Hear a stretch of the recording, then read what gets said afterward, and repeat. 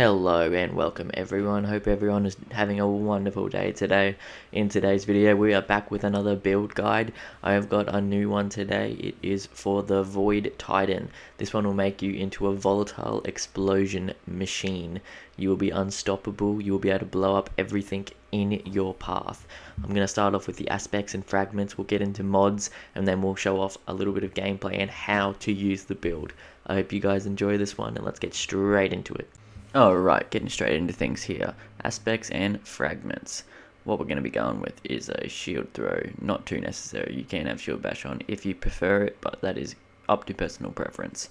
For the grenades, I've been using the scatter grenade this season a lot. It is a lot more better for some reason. I don't know why.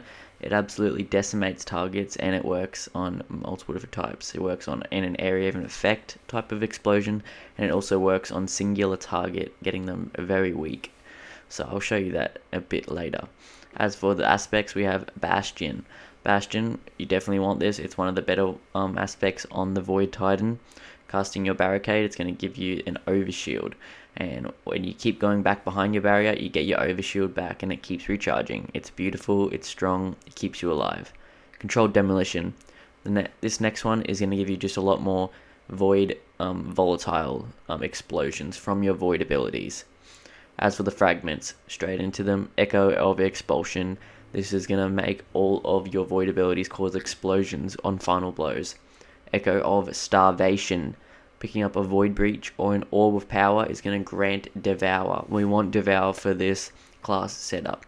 This is beautiful. Devour is so good. What devour does is that it feasts on the energy of defeated foes, and basically it restores you to full health and grants grenade energy. Grenade energy, definitely what we want for this build, and it basically makes you invincible while you have this. Echo of Undermining makes your void grenades weaken targets. This is great for champions and just stronger foes. This is going to make them a lot more susceptible to your weapon damage after throwing a grenade at them. Straight into the mods now, guys. I'm just going to cover the ones that you actually absolutely need. Everything else is up to personal preference. In the first slot, in the helmet slot, you're going to want a void/strand dual siphon, or whatever type weapon you're using dual siphon. I'm going to recommend the void one, as using a void weapon with this build is going to make it synergise a lot better, get you a lot more volatile explosions. Next up, firepower. You're going to want firepower because your grenade final blows are going to create orbs of power then. And then you're also going to want bolstering detonation, which is going to grant class ability when you cause damage with a grenade. And you're going to want your class ability for absolution. Anyway, first of all, you're going to want Fund of Focus though, which is collecting an orb of power, causes you to gain 1 temporary armor charge. So you're going to get your armor charges, and then your armor charges is going to give you a bonus to discipline while you have an armor charge. Next up, middle slot, wouldn't get too much in on the body armor. You don't really need anything, absolutely. For the legs, better already, recuperation, you can have them, you can use other stuff, up to you. Finally, you're definitely going to want an absolution though, which reduces all ability cooldowns each time you pick up an orb of power, which is why you need these two to be earning lots of orbs of power from all your kills basically. In the final slot, in the class item, you're going to want 2 bombers, which reduces your grenade cooldown when using your class ability. This is why we want to get our class ability back a little bit faster. Next up, distribution. Reduces all ability cooldowns when using your class ability near targets.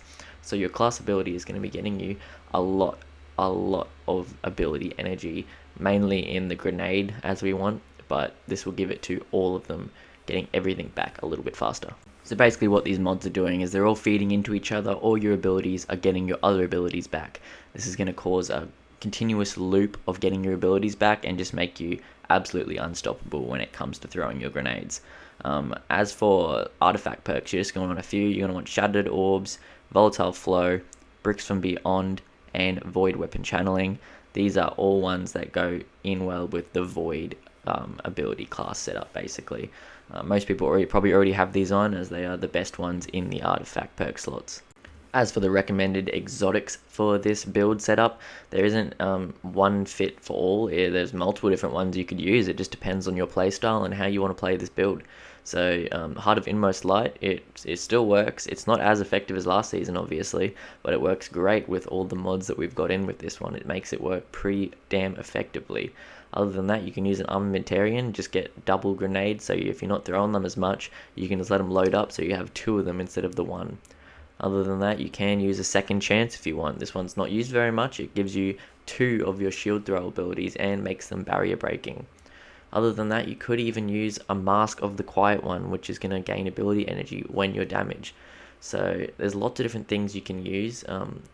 The Heart of Inmost Light at the moment is definitely recommended, especially if you're doing Guardian Games activities, as you're going to get this gold contenders boon after you've gotten... what do? You get a gold tier score in the Guardian Games training your competitive modes.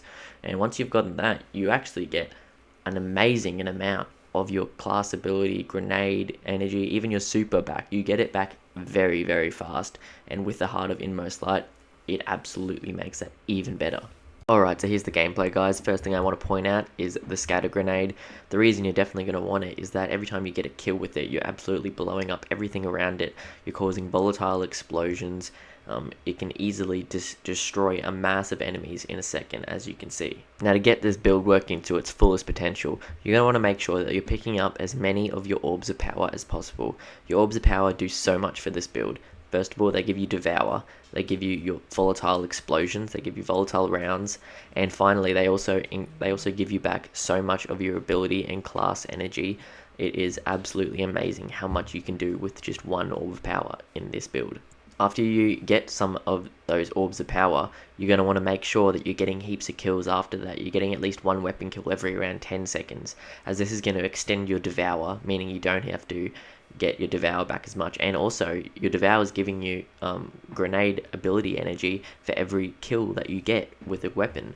So you just need to keep getting kills with a weapon every once in a while, throw your grenade, use your ability spam. That's all you really have to do, especially if you're using the Heart of Inmost Light.